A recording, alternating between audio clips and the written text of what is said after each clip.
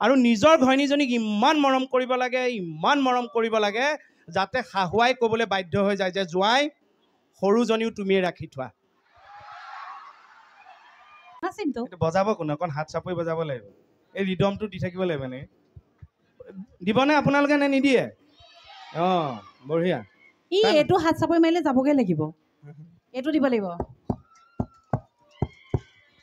আৰু এটা কথা দেই, হাত চাপ আমাৰ গুৰুজনাই কৈ গৈছে, শ্ৰীমন্ত শংকৰদেৱে কৈ গৈছে যে হাত চাপৰি বজালে আমাৰ হাৰ্টৰ কাৰণে ভাল।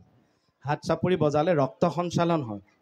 এতিয়া আমাৰ মেডিকেল চায়েন্সেও কৈছে এইবোৰ এক্সাৰচাইজ ৰাতিপুৱা আপোনালোকে পাৰ্কত দেখিব, বহুতে হাঁহে অকলে এনেই হাঁহি থাকে। লাফিং থেৰাপি, হাত চাপৰি বজায়।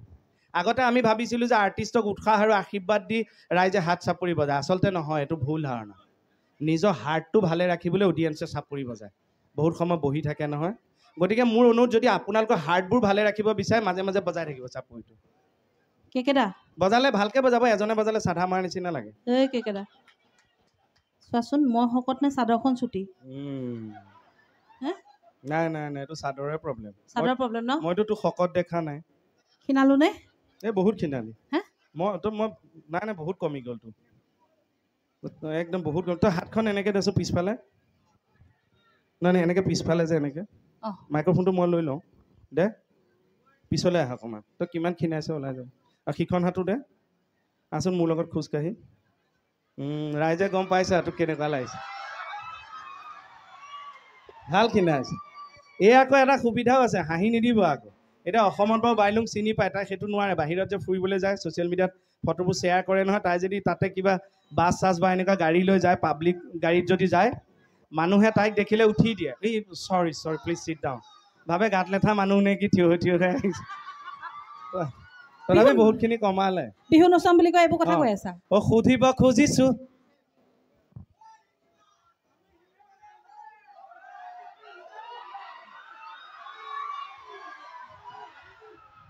এসোপা তাইলে কিন্তু তাই ল'ৰা চাইও আছে। বাইলুং কোনোবা ওলাব নেকি বাইলুঙৰ কাৰণে? কোনোবা দুজন ওলালেও হ'ব, আমি মিলি এজনে ধৰিম। আমি বাইলুঙকো দুজনীয়ে ধৰোঁ। মই তাইক কৈছোঁ যে ল'ৰা বিচাৰি থাকিব নালাগে, তোৰ যি চাইজ হৈছে তই শহুৰ শাহুৰ বিচাৰ, ল'ৰা এনেই ওলাব, হয় নাই? তথাপি ভাল ল'ৰা এটা পাওক, তাইৰ সংসাৰখন ভাল হওক। এতিয়া আমাৰ মোহনে বিয়া পাতিলে, ভিডিঅ' চাইছেনে? জমনি এটা তোক মই কোৱাই নাই। মোহনত তোকো কম, ৰাইজকো কওঁ। মোহনক লগ পালোঁ বিয়াৰ পাছত, মই ভাবিছোঁ তাৰ কিবা নাৰ্ভৰ প্ৰব্লেম হ'ল নেকি। হাত এখন এনেকৈ থাকে। মই কৈছোঁ বোলো তই গুৱাহাটীতে আহোঁতে মই তোৰ ককাৰ নিচিনা মোক খুলি ক, মই এবাৰ দেখুৱাই দিওঁ। হাত এখন এনেকৈ থাকে। মই কৈছোঁ কি হৈছে হাতখনৰ? মোক দেখি এনেকৈ আঁতৰাই দিছে। কিয় জানো, মই ভাবিছোঁ নাৰ্ভৰ প্ৰব্লেম নেকি। তাৰপিছত সি সোধোতে কৈছে নহয়, নতুন বিয়া পাতিলে, এতিয়া বিহুৰ সময়ত নতুন মিতি খাবলৈ যায়, কইনাজনী এনেকৈ ধৰি নাযায় জানো? কইনাজনী লগত নাথাকিলেও হাতখন এনেকেই থাকে।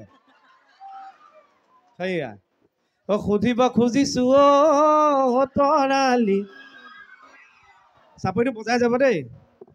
কোন হ'ব তোমাৰ লগৰী, কোন হ'ব তোমাৰ লগৰী, কোনে পাব অন্তৰ ঠাই। হিয়াৰে দাপোনত তৰালি, দেখো তোমাৰ প্ৰতিছবি, দেখো তোমাৰ প্ৰতিছবি, কিয় তোমাৰ সঁহাৰি নাই। আমাক অকণমান থেংক ইউ। আমি তাইক অকণ ৰেষ্ট দি নোচোৱাম, তাই কণ্টিনিউ নাছিলে আকৌ এইটো ভাগৰটো মাৰি নাচিব তাই।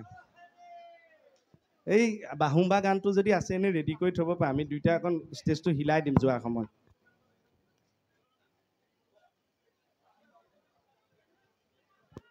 এই বা লাভ ইউ টু। জেনেৰেলি ল'ৰাক নকওঁ, তথাপিও কৈছোঁ থেংক ইউ। কলিজাও তুমি কেক এটাত কোৱাকে মুঠ কোৱাহে লাভ আছিলে। নহ'ব।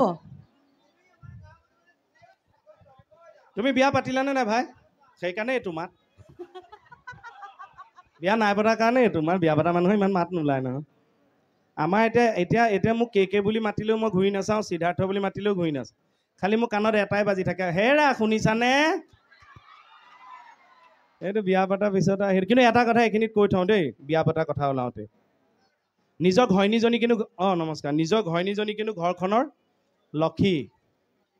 নিজৰ ঘৈণীজনীক সদায় মৰম কৰিব লাগে, উৎসাহ দিব লাগে, সাহস দিব লাগে। আৰু নিজৰ ঘৈণীজনীক ইমান মৰম কৰিব লাগে যাতে শাহুৱাই ক'বলৈ বাধ্য হৈ যায় যে জোঁৱাই সৰুজনীও তুমিয়ে ৰাখি থোৱা